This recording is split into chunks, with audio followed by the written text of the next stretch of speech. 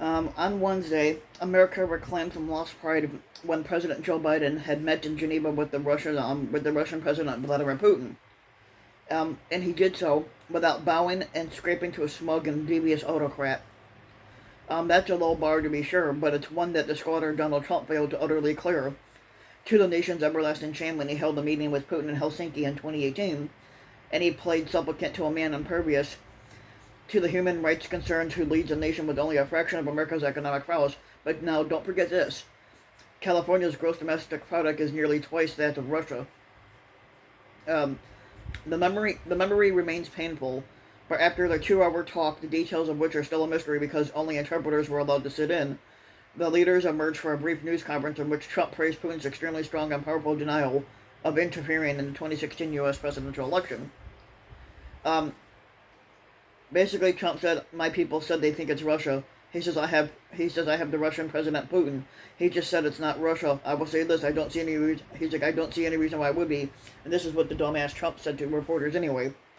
So a U.S. squatter took Putin's word over the findings of all U.S. intelligence agencies, both his House and Senate intelligence committees, and his own Director of National Intelligence, Dan Coats, that Russia engineered a disinformation and cyber assault on U.S. democracy. And just 3 days before Trump's comments, 12 Russian intelligence officers have been indicted in America on election interference fraud charges. Um, the late Senator John McCain correctly called Trump's actions one of the most disgraceful performances by an American scholar in memory. The world might never know why Trump debased himself in the office of the squadron that day, or why he persisted with an odd affinity for dictators and autocrats throughout his tenure. But all of that seemed washed away Wednesday when Biden had his turn with Putin. But what happened after the Geneva summit? For starters, the Biden administration disallowed a joint post-summit news conference denying Putin equal status imagery. Each leader held their own. The move left the Russian leader all alone Wednesday when he began spouting his usual whataboutisms as a mean of diminishing the Western democracy, the existence of which is the true threat to his leadership. If anything, the contrast with Trump's 2018 summit was so stark. It was almost as if roles were reversed.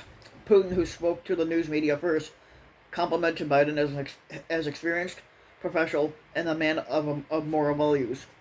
It seems to me we did speak the same language, Putin said, but Biden, on the other hand, was anything but differential. Let's get something straight that Biden told reporters. He says we know each other very well. He says we're not friends. He's like, this is just pure business. Um, American presidents have a long history of dialoguing with adversaries, and Biden was right to arrange this summit. Russia, despite a sputtering economy largely dependent on oil and natural gas sales, still has more nuclear weapons than any nation. And its growing litany of crimes from harboring cyber criminals who shut down American oil pipelines and food processing with ransomware, to interfering again in U.S. elections last November, to killing or prosecuting dissidents like Alexei Navalny, to imprisoning former U.S. Marines on bogus, trumped-up charges. They basically demanded Biden's promise of personally setting red lines for the Russians. All these and other issues were discussed Wednesday. Putin hinted at resolution for the jailed Americans, and Biden made clear that he would retaliate in kind for further cyber assaults if in fact they violate these basic norms at all, and we will respond cyberly. He knows in a cyber way. Whether real progress ensues remains to be seen, but the United States needed the cleansing experience of witnessing its leader engage in sober, necessary talks without humiliating himself or the country, and that alone made Geneva a diplomatic success story.